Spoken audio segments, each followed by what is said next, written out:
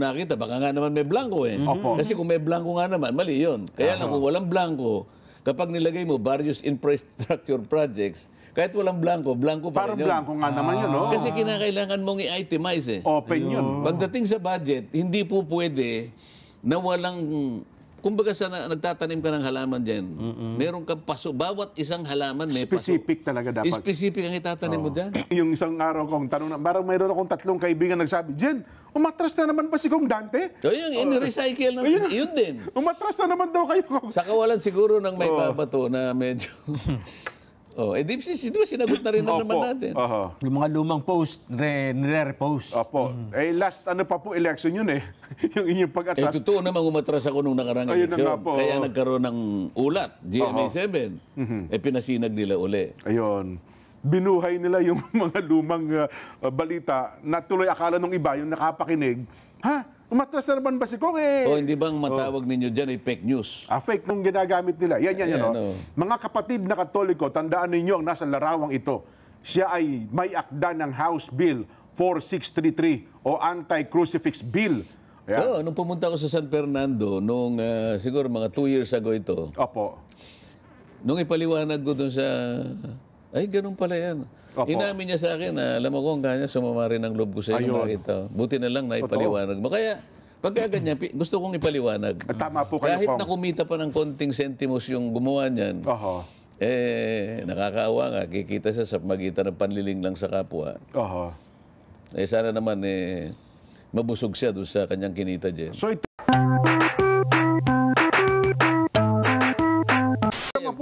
Paano ito ngayon, nirecycle na naman nila yung... Alam mo, nung nakarang eleksyon, di ba, tumakbo ako. Opo. Itong paninira na to, nilabas na. Makikita mo hindi, 2022, ayan, no? Last election po yan. Ibig sabihin, nung huli pa, naipaliwanag na natin ito, Jen. Ilang beses na natin paliwanag yan, Kong. Kaya lang lumabas, kaya lang ako gumawa ng parang panukalang batas na, dahil may mga kababayan tayong taga Mindanao, nilahad nila yung kanilang, parang sa sinaing, mga sentimiento. O sige, kundi ang gawin natin ay maggumawa tayo ng, tingnan natin, kasi merong pre-hearing naman sabi ko ganyan. Nung magkaroon ng pre-hearing, nakita namin yung maaring pagmula ng di pagkakaunawaan dito, akala nila meron tayong binibira o hindi, na naig yung usapin na wag na lang nating ituloy. Kaya yung panukalang batas na yon, hindi na take up kahit isang lang. 18 Congress pa yon. At ako na rin na nagsabi na parang nagdesisyon na rin. Kasi ina-assess mo yung impact So nagpatawag kami ng ilang mga grupo. Sabi nila, sir, baka lang po magkaroon po ng magkaroon ng misunderstanding dito. So yung object po ng legislation, baka po imbes na makatulong, lalo pa pong makasama. So nung makita ko yung consensus, so sabi namin, i-drop na lang namin. Kaya nga hindi na-refile yun ng 19 Congress 18 Congress pa yun Ngayon, pili-pilit na namang ilabas. Binubuhay para yung mga kababayan nating Katoliko ay para bang magalit sa inyo. Samantalang hindi naman galing sa akin yun, ang galing sa mga grupo na nagpapatulong lang sa akin.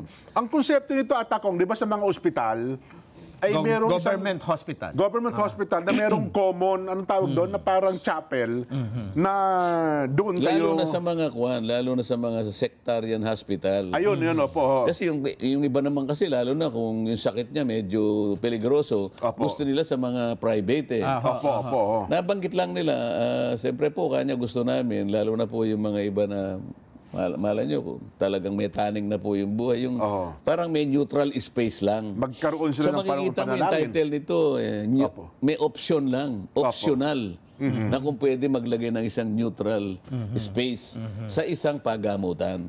Na kung saan, kung halimbawa hindi siya ganito ang relihiyon, meron siyang neutrality. Meron siyang neutral space. Ganun lang ibig sabihin. Pero hindi sinasabing ibawal lahat yung mga... Paano naman natin, paano mo tatakdaan? Paano ka gagawa ng batas na tatanggal lahat? Ipagbawal mo yung... Paglalagay ng krus daw doon sa mga, parang ang dating pinatatanggal nyo raw yung mga krus sa mga ospital, Kong. Yun ang dating. Yun ang kanilang gustong i-insinuate. Para magalit sila sa akin. Tingnan mo, yun ang Pero ito naman, tahasan at deliberate na pagmamali. pero ito naman kung makang wala pang nagbablog nito, itong puntong ito. Ito naman ata, pinopost lang nila ngayon sa social media na anong tawag doon yung words lang, Nelson eh. Hindi pa ginagamit ng mga vlogger. Hindi, kilalanin nyo itong taong ito, sabi nila. Tayong mga ganito, ganyan. Ipakita nga ulit natin, Direk, ito yung ginagamit nila. Yan. Mga kapatid na Katoliko, tandaan ninyo ang nasa larawang ito. Siya ay may akda ng House Bill 4633 o Anti-Crucifix Bill. Oo, nung pumunta ako sa San Fernando, nung siguro mga 2 years ago ito, Opo. nung ipaliwanag ko dun sa, ay, ganun pala yan. Opo. Inamin niya sa akin, alam mo kung kanya, sumama rin ang loob ko sa iyo makita. Buti na lang na ipaliwanag mo. Kaya, pagka ganyan, gusto kong ipaliwanag. Tama po kayo, Kahit Kong. na kumita pa ng konting sentimos yung gumawa niyan, nakakaawa nga, kikita siya sa magitan ng panliling lang sa kapwa. Sana naman, mabusog siya doon sa kanyang kinita dyan. So ito po kung 17 Congress pa o 18 Congress? 18 Congress. Yung nakaraang Kongreso. Opo. At sa procedure dyan, pag hindi mo nirefile yan, wala na yan. Wala na. Makikita naman nila kung nirefile eh. Opo. Well, sana. Doon sa matatalino. Merong website ang House of Representatives. Opo. Salain niya sa website. Wala ka makikita ganyan. At kayo po, binubuhay nila. Silang bumubuhay. Nakita mo, pati patay gusto nilang buhayin. Ito kaya yung totoo. Na ang layunin po kung magalit ang tao sa inyo, para nang sa ganun baka nga naman may maloko. No? Kaya nga. Pero kailangan mong ituwid. Tama po. Yung katotohanan. Kasi pag hindi mo itinuwid, mag-aakala yung tao na totoo yun. Baka totoo. Ang version ng totoo, yun eh. Sabi ni Senador Enrile, may version ka, may version ako. So yung totoo, mali yan. Pero tatanggapin ng iba na yung pala yun, hindi pala yung totoo. Kawawa naman, baka mamali siya. Gaya halimbawa, kung hindi naman nila narinig. Bagamat ito nga, sabi natin, noon pa, naipaliwanag din natin ito, Kong. Ilang beses na rin natin naipaliwanag. Noong pang 2022 elections yan. Isipin mo naman, para lamang sila makapandaya, i-recycle nila ito. Pati ba naman yung katalinuhan ng ating mamamayan, susubukan pa nila? Parang yung isang araw kong tanong, parang mayroon akong 3 kaibigan nagsabi, Jen, umatras na naman ba si Kong Dante? So yung in-recycle na, yun din. Umatras na naman daw kayo, Kong. Sa kawalan siguro ng may babato na medyo... di ba sinagot na rin naman natin? Yung mga lumang post, nire-repost. Opo. Last pa po, election yun yung inyong pag-atras. Totoo naman umatras ako nung nakarang eleksyon. Kaya nagkaroon ng ulat, GMA7. Pinasinag nila uli. Ayun. Binuhay nila yung mga lumang balita na tuloy akala nung iba, yung nakapakinig, umatras na naman ba si Kong? Hindi bang matawag ninyo dyan ay fake news? Fake na fake po talaga yun. Fake news. Ngayon, kung fake, hindi totoo. Opo. Ibig sabihin, there is no truth to it. Peke. Pero sa kanila, pinipilit nilang maging totoo. Yun sinasabi ni Senator Enrile. I have my own version of truth. Doesn't matter whether that version is fake. Maliho yun. Di ba? Kailanman yung kamalian, hindi magiging kasi pag katotohanan sinabi niya, yun. it is my version of truth. Nasa sa'yo yun. Pero there's only one arbiter. Yun talagang totoo. Hindi mo mamamali yun kahit saan ka pa pumunta. Kahit ano pang gawin mo. Ayun, malinaw po yun doon sa ating mga kababayan. At sana naman, ay tulungan nyo kami doon sa ating mga followers ko. Pero hindi mo sinasagot yung kanina yung 2 malalapad na pahayagan. Paano mangyayari na ang isang sama-samang pagkilos na mapayapa, kinabilangan ng halos 1.8 million Pilipino sa kanilang sariling pagtaya, itatago mo yung isang bahagi na pinagmulan kung bakit nagkaroon ng rally. Na dapat hindi na yun. Hindi totoo yung kulang. Balance news. Isipin mo naman yan. Paano mo sasabihin na ang isang niluto ay paksiw pag hindi mo kinilala yung suka? Wala kang suka o kaya wala kang luya. Totoo yun. Wala kang luya. Nelson, paano mo sasabihin adobo, walang toyo? Ganun Adobong puti. Adobong puti. Paano mo sasabihin salad dito, wala kang dressing? Makakain mo yung mga... Ang nilagay lang doon, siguro lang, ang balita na isang kongresista po ang nagsalita dito na hindi na namin pinangalanan. Kahit ganun, wala. Pwede pa, tatanggapin ko pa yun. Kahit ganun pa, wala. Halimbawa, Meron pong isang nagsalita bukod doon sa tatlo Ayun, na yun, alam yun. po nating mga opisyalis po ng INC. Oo. Na isa pong, hindi po namin masyadong kung ano Na saan hindi na po nanggaling namin yun. pinangalanan. Pero ang kanyang initial ay RDM. Aba. Tatanggapin ko na yun dyan eh. Oho. Magkaroon lang ng kahit isang, Butil. isang butil ng katotohanan. Wala eh. Wala. Zero. Eh, Haharap sa akin halimbawa yung dalawang editor na yan. Opo. Lalo na yung Balance News. Ipaliwanag mo kung gaano kabalanse. January 14. Aha. Oo. Kinabukasan. Bakit nagbulag-bulagan ka? Sana man lang, nagsalita ako sana 2 minutes. Diyan. O wag na yun. 3 seconds. Aha. Baka sakaling wala na eh. di ba? Almost 1 hour eh. Sapagkat yung ibang ganun, wala naman sinabi dun eh. Opo. Pero nabanggit silang lahat. Makikita, balikan mo yung January 14. Matatawa ka talaga. Babalikan namin na dyan. Ngayon, hindi ba deliberate na panlinin lang? Panluloko sa mga tao? Sapagkat yung isa na mayroong role na ginampanan doon, Oo. kusa mo, deliberately na tinanggal mo, nang dahil sa takot mo sa kanya. Ay, tsak. Nanginginig siya dyan pagka nakikita niya yung pangalan ko eh. Eh, Hindi tsak, niya yung maisulat-sulat eh.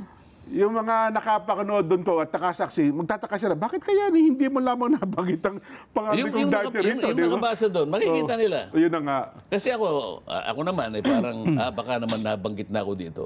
Iba na ito eh.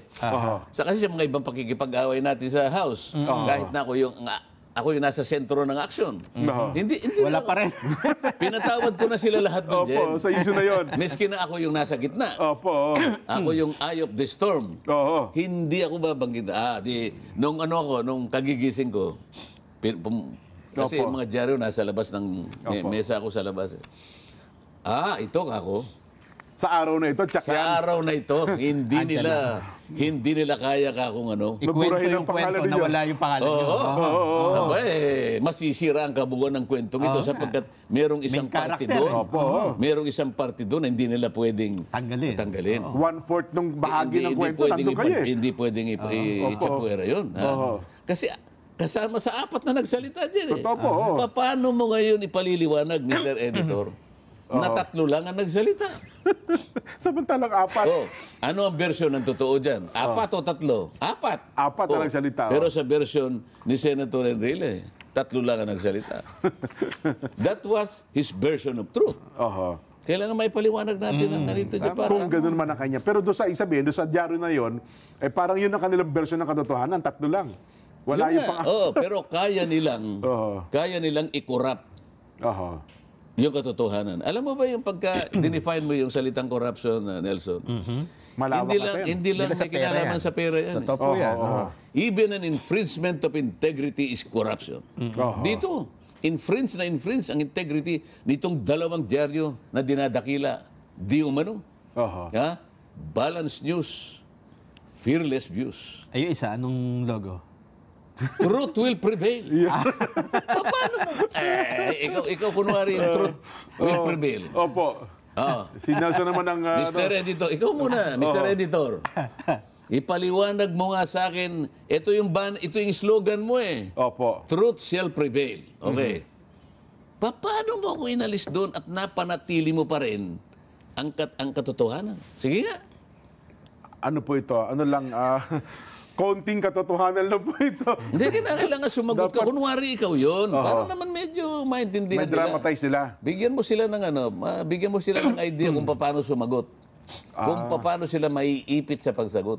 Nga no. Halimbawa, kung ako nga ang editor ng ganong pahayagan. Truth shall prevail eh. Oo. Tinanggal mo yung isang nagsalita. Truth pa ba yun? You corrupted the truth. Kaya corrupt lahat yung mga yan eh. Ikaw naman. Balance News. Oo. Fearless Views. Paano mo nabalanse sa magitan ng pag-alis mo sa akin na isa ako sa nagsalita? Nakita nyo mga kababayan, hindi makapagsalita itong dalawang ito. Ang hirap ipaliwanag kasi kong eh. Sana inimbita mo si Senator Enrile rito. Magkaibigan kami nito eh. Ay, opo naman. alam mo Kong. naman yun, alam ha? naman natin yan. Personally, alam naman natin kung... Imbitahan natin sa susunod na episode. baka... Last comment na niya on the subject, kayo naman eh. Ano nga po. Kwentuhan lang. At ako naman siguro niniwala. Magkape na lang tayo. Ang ating mga kababayan din. Naunawaan din yung sitwasyon na yon, Kong. Ayun. So wala kayong sagot. Wala po kang mahirap sagutin ho yan. Kasi kami ni Nelson, ang aming mindset, ay talagang... Sapagkat maliwanag, itong Opo. dalawang dyaryong ito, mga corrupt. Because they corrupted the truth. Oho.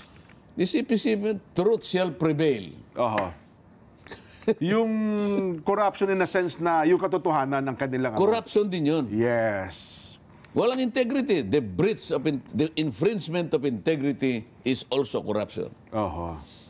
Oh. Ang masakit na katotohanan lang Nakuha doon. ko yun, nakipag-meeting ako sa World Bank sa Washington, D.C. Ba? Oho, anong... Kaya natandaan ko yun. Oho. Kasi merong nagsalita ron. Kasi napakahirap i-define ang corruption. Masyadong Malawak po yan. embracing, sabi niya. Maano ito. At hindi ko makalimutan nung magtapos siya. As a matter of fact, sabi niya, even the infringement of integrity is also corruption. Oho. Tumatak sa akin yun. Totoo naman eh. Ito ba hindi corrupt itong mga ito?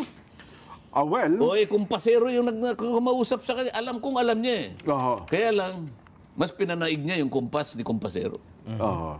Kasi yung nagkukumpa siguro kong ay may kakayahan para tanggalan siya ng trabaho. Oo. O kaya naman maalis sa kanyang... Wala ba tayong pwedeng papuntahin sa kanya, hampasero naman na rin ba? wala ata yung gano'n. Baka mahimasmasan sila na huwag niyo lulukuhin ang mga tao. Oho. Huwag kayong ganyan. Pero yun Diba? ang masakit na katotohanan kong, sabi nyo nga, sila ang sikat at sila ang naghaharing uri sa kanya sa ngayon. Ano ba kinatatakot nila sa akin din? Oo. Ano bang problema kung halimbawa binanggit ako, merong isang nagsalita doon ng initial niya ay RDM. Oho. Ay, Pagka ginawa nila yung kong, lalo silang kapansin-pansin na ayaw nilang banggitin ang pangalan alisin ninyo. na natin completely. Oho. Pero huwag mo na sabihin yung truth shall, sabihin mo lang falsity shall prevail. Kayo na magusto ng katotohanan. Kulang po ito. Itagalog mo ang katotohanan ay mananaig. Dapat manaig. Opo. Truth shall prevail. Ang nanaig dito yung kasinungalingan eh. Sa ulat nila. So niloloko nila yung tao. Bayaan natin kong, ang taong bayan ang magdesisyon at malaman nila kung anong... Kaya sabihin mo kaya magdidesisyon ng taong bayan sa 2025. Ayan. Di ba? Oho. Ibalik natin sa kanila ngayon. Oho. Naka-classify na non-tax revenues. Ng tax, ang tawag pala doon, Kong. Kasi kung sa revenues ka lang, nakita mo naman Opo. yung projected income natin, 4.6 trillion lang. Opo. Sana makapag-produce sila ng non-tax revenues na kahit na 3 trillion lang. Sa nasa Makati, pati ang na income natin, natin, oho. mas malaki sa gastusin. Sa gastos Kasi ang natin. gastusin mo, 6.3 eh. Opo. Yung ano mo, 4.6 lang. Dito nakasalalay May deficit ang ka, no? pag-asa natin. Kung makakaipon ka ng non-tax revenues galing sa mga GOCCs na kagaya niyan, Yan, opo. medyo makakaluwag tayo. Ayun. Ang problema, Oho. at ang tanong, ilan ba ang projected na non-tax revenues? Isa ganyan, PPA, SBNA, at least ang PPA. Ang PPA pala kung hindi na humihingi ng budget sa gobyerno, no? Hindi. Self-sustaining pala Siya sila. ang nagbibigay, kaya nga, yan ang isa sa mga kumikita sa ano eh. So ahensya ng ating pamahalaan. Kaya lang, ang nangyayari, yan ang tinatarget naman nung nilalagay sa program appropriation. Dahil wala silang makolekta na sa buwis. Oo nga, no? Napupunta sa corruption, napupunta sa smuggling. Oho. So yung yung coffers mo, kukunti.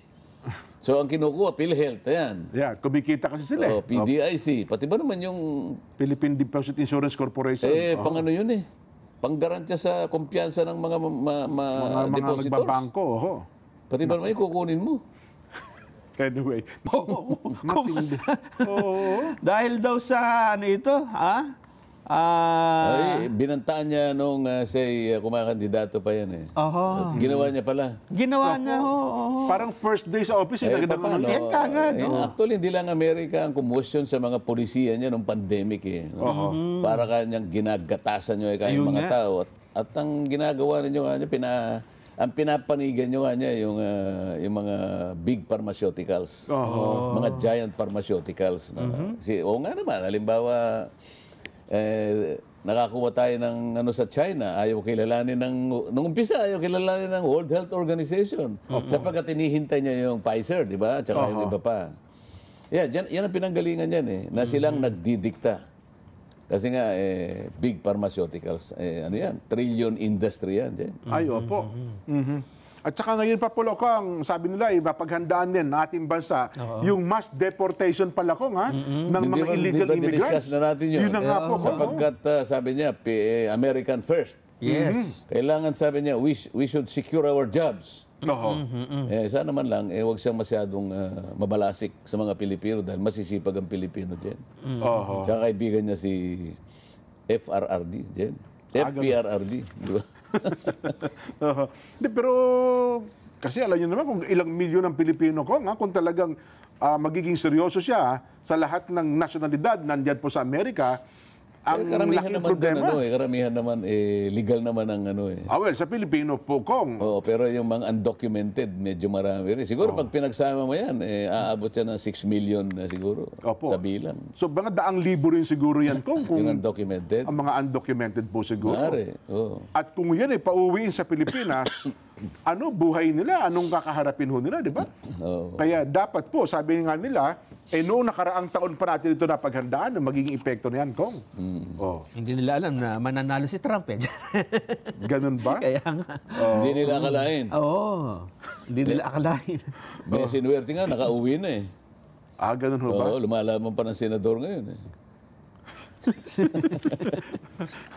Diba? Ganun ba? Ang isa pang mainit na usapin, Jen, Kong, na siguro ito pwede nyo maipaliwanag din kung sinong nagsasabi ng totoo. Ha? At ito yung Katotohanan naman ang pinag-uusapan natin. Very crucial kasi yan eh. Itong dalawang version ng katotohanan, Jen. Ang sabi, Dalawa ang version ng katotohanan, ha? Oo. Sige. ang sabi nung Isa lang ang version, ngunit pinipilit ng iba. magkaroon Siyempre, para lang iwasan. Para maiwasan niya yung maaring ikapagiging ikabibigat ng kanyang dala-dalahin. Baka magkaroon siya ng problema. Pipilitin niya ngayong magpakita ng ibang version. Di ba pwedeng para silang tama? hindi pwede. Walang magkasalungat na tama. Isa lang yan. Isa lang talaga. Pag puti, puti. Baka naman ako naman, ang tingin ko, baka magkaiba yung katotohanan sinasabi nila. Sige, bagitin nga.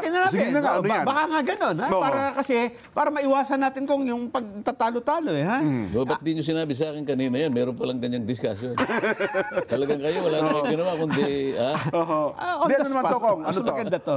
Speaking through experience. Yes. Mas makatotohanan May kanalaman po ito sa Experience, ha? Kong General Appropriations Act. Kasi sabi ni dating congressman ba itong si Ungab? Dating appropriations. Chairman, Committee on Appropriations yan. May mga blank items daw sa BICAM report na paano daw makukumpleto yung GAA kung may mga blank items. Pinabulaanan naman ng Malacanang, lalo na ng Pangulo, ni Secretary Bersamin, mismo na Pangulo, hindi po pwedeng may blanco sa GAA. Hindi po pwedeng bawal yan. At wala sa kasaysayan na nagkaroon tayo ng GAA na may blanco. Paano ba ito? Alam mo, pwede nating i-reconcile yan eh. Yun, yan. Isa lang ang totoo. Yes. Okay? Maaring yung blanco, ay physical na blanco, wala yun eh. Kaya lang, kamukha dun sa isang item na kung tawagin ay unprogrammed appropriations. Sa tuntunin kasi, hindi mo pwedeng ilagay various infrastructure projects. Parang blanco yon. BIP. Yung BIP. BIP, various infrastructure projects. Kailangan kasi, item by item yon. Ayun. Di ba? Opo. So, doon sa kanyang pagpaliwanag, sa kanya, tingin niya blanco yon. Pero ako, hindi ko nakita talaga yung physical na pahina ng kanila binabanggit. Gusto ko, bago ako mag-comment, gusto ko munang makita kung may talagang blanco. Ako, opinion ko lang, na kaya nila sinasabing blanco yun, bagamat hindi ko nakita, baka nga naman may blanco eh. Kasi kung may blanco nga naman, mali yun. Kaya lang kung walang blanco, kapag nilagay mo various infrastructure projects, kahit walang blanco, blanco pa Parang rin yun. blanco nga naman yun, no? Kasi kinakailangan mong i-itemize eh. Open yun. Pagdating sa budget, hindi po pwede na walang... Kumbaga sa nagtatanim ka ng halaman dyan, meron kang paso. Bawat isang halaman may Specific paso. talaga dapat. Specific ang itatanim mo dyan. Pag wala kang paso, ay hindi ka pwedeng magtanim. Problema yung ano dyan sa'yo. Teka lang po, liwanagin nyo nga, ano bang kaibahan nung GAA, General Appropriations Act, at saka ng GAB, General Appropriations Bill? Ano ba yung GAA as in GAA, at saka yung GAB, GAB? And then nagsimula yung GAB dun sa NEP. National Expenditure Program. Yung National Expenditure Program, ito yung proposal ng Executive Department. Ito yung sinasabit sa inyo. Oo, kasi siya yung coordinator, yan nga yung sinasabi natin. Okay. So lahat ng sangay, ibibigay sa Executive Department. Nilalagom niya yun. Pati Supreme Court, magano. Pati yung Congress, ilalagom ngayon. Yun ang NEP. Pagkatapos ng kanyang, yung kanyang privilege, yung SONA, mga ilang araw mula State of pagkatapos Residence ng Address. SONA, official niyang isasubmit yun. Yun ang basis ng deliberation. Okay. So pag nag-deliberate ngayon ang Congress, both houses, yung NEP na yon, siyempre nasa kanilang pagtaya kung ito, dito. Yun na ito na yung General Appropriations Bill. Magiging bill siya. Yun yung GAB, GAB. Deliberasyon ngayon yan. Kasi mag-ano kami na sarili naming version eh. Imbes na NEP, General Appropriations Bill na. Ito yung subject matter ng plenary debates. Di ba nung ako'y nagpasya na magtatanong ako. Yung unang araw. Na hindi na kayo pinayak yung ano. Isip-isipin mo naman. General principles lang ang subject matter nung araw na yon. Kasi gusto kong mag-take advantage. Nandun yung ating economic cluster, nandun yung ating NEDA-GEN, nandun ang ating Department of Finance, nandun ang ating DBM, Department of Budget and Management, nandun din ang Central Bank. Para lang malaman ko, yung mga estimate na sinabi nila na yung kahirapan kanya pagdating ng ganito 2028 ay one digit na lang. Gusto kong malaman paano mapupunta sa one digit sapagkat napakarami kong tinitingnang issue na magiging alanganin para makamit mo yon. So gusto kong makasiguro. At pagkatapos, yung isa pang target nila na ang ating bansa by the end of BBM's administration, ma-classify na tayong high middle income country. Ang karamihan na sa mga bansa ng ASEAN gumraduate na doon. Kasi ngayon middle income tayo eh. Low middle income tayo. Hindi high. Nagpalista ako ngayon na gusto ko pong magtanong ng ilang bagay para maklarify po yung mga bagay-bagay na iniisip ko. Isang batalyon ang sumabat sa akin. Sabi niya kong, ipagpaliban mo na muna kasi alam mo, meron tayong tagubilin eh. May hinahabol kayong ano eh. Ano nga akong tagubilin? Hindi ba ako... Ang dami namang nangyari na sa maraming pagkakataon, nakakapagtanong naman ako, di ba? Bakit tayo nyo kung pagtanungin ngayon? Makipag-usap ka muna kanya kay majority leader. Nasaan ka ko yung tuntunin na bago ako magtanong ang palistahan lang naman eh. Yun na nga po. Yun na nga, may bilin. O saan ka nakakita ng tuntunin na yan? Isip-isipin mo, 6.3 trillion pesos, hindi ka man lang makapagtanong, general principles lang dyan. Wala pang ahensya eh. Wala pang opisinang involved. General principles. Yun. Kaya, saan ako pwedeng magtanong, sabi ko, sa Office of the Vice President. Welcome kapag tatanungin mo Office of the Vice President. Pero yung kabuuan ng budget, hindi pwede. Hindi pwede. Bilin. Ayun. So doon po, National Expenditure Program. Tinalakay yun na, nandun tayo sa GAB. So yung General Appropriations Bill, panukalang batas ito, yun na po yung tatalakayin sa plenaryo. Natalakay na. Ngayon, ito yung nangyari nga, dinatalakay na. Tinalakay din ng Senate. Meron ngayon conflicting version yung GAB. So GAB ng Senate, tsaka GAB ng Kamara. Isang GAB, pero meron silang isang GAB. Kailangan nating reconcile. So magkakaroon ng BICAM. Ito yung BICAM. Bicameral Conference. Na sinasabi ko sa inyo, ito yung dapat tingnan ng Korte Suprema. Sana isang araw, merong isang kababayan natin na pumunta sa Korte Suprema, questionin niya yung BICAM.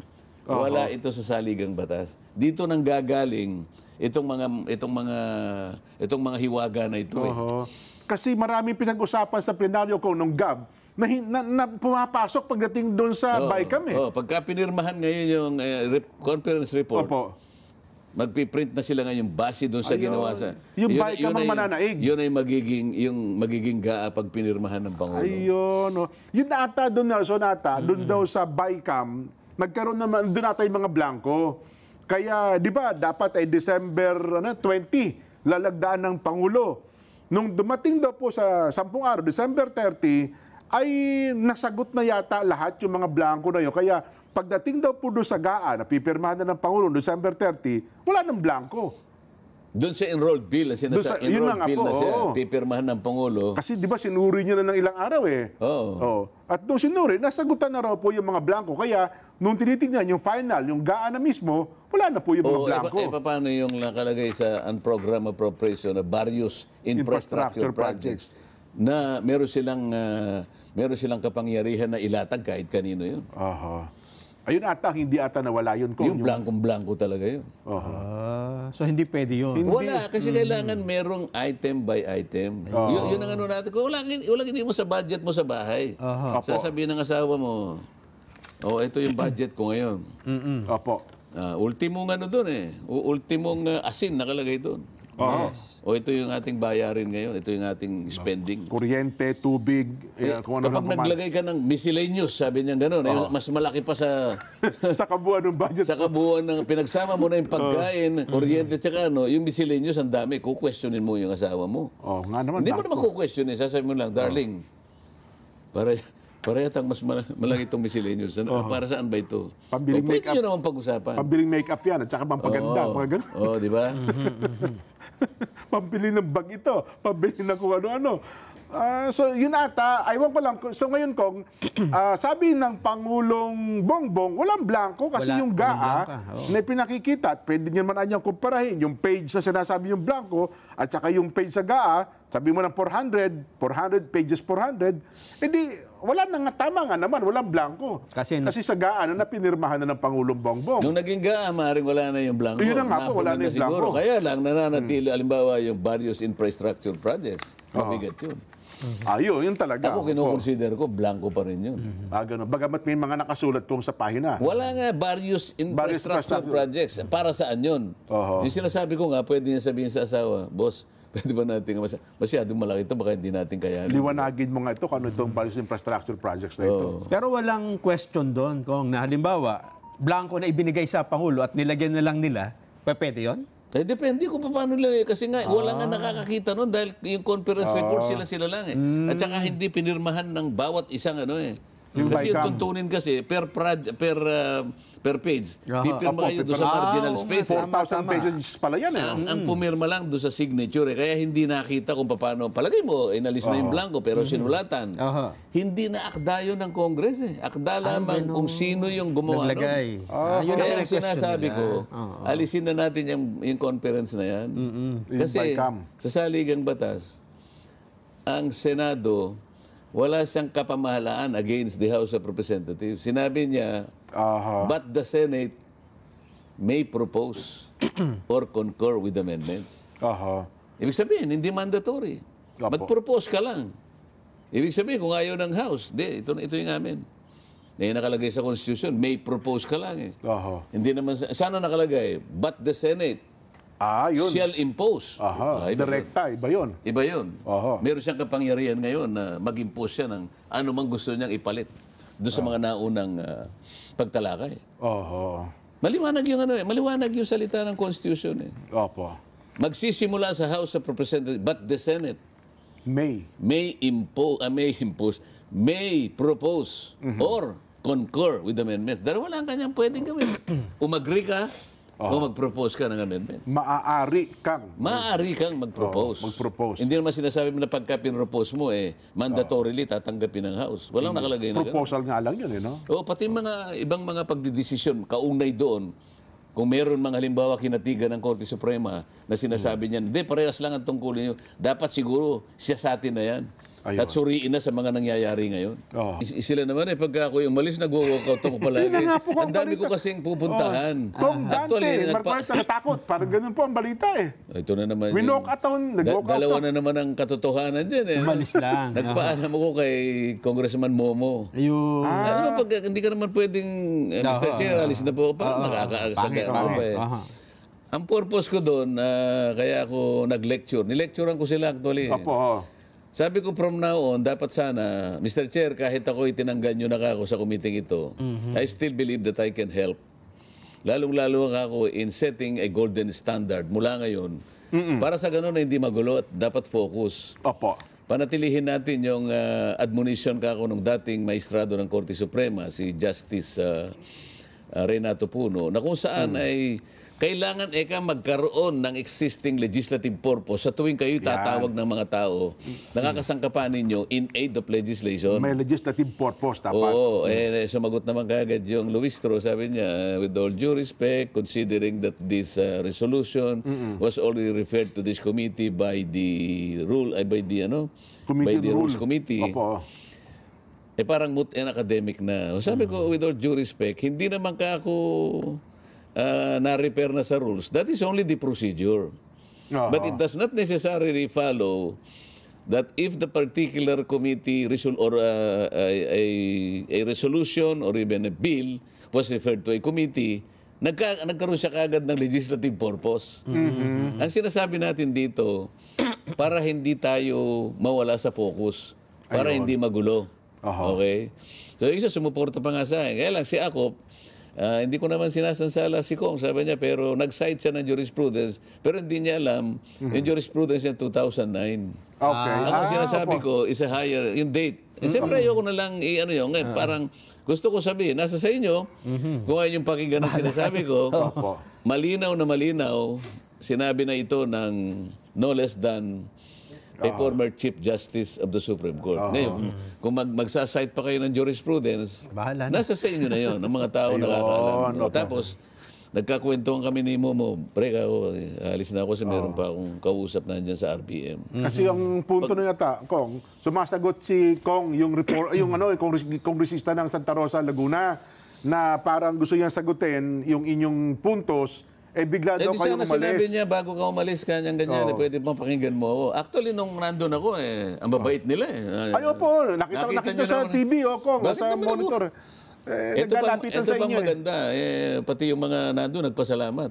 Opo. Bakit po naging mabait kayong mga ngayon? Ako pa, natawa pa nga, paano naging mabait? Nung pong lecturean po ninyo, wala na po yung mabalasik na mga pagtatanong Ayun, benefit ngayon yung mga tao. Sabi pa nung kongresista, may tatanong sana ako kay Kong Dante. Dalawang tanong na sana to, kaso biglang umalis. Hindi ko na rin niya itatanong. Yun ang kanyang punto. Well, anyway, isang katotohanan po doon, hindi kayo nag-walk out. Hindi ako nag-walk out dyan. Kahit saan, laban, hindi ako nag-walk out. Hindi kayo natakot doon sa mga kongresista. Kung kailan nga sila naging parang maamong tupad, doon ka pa naman matatakot naman. Ayun. Nakita nyo naman